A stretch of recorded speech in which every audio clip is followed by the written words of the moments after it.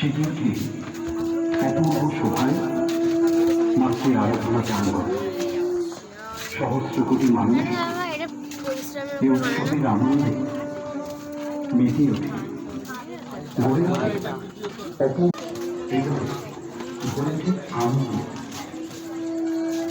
কিন্তু শুরুর কথা, হ্যাঁ ঈদের কথা,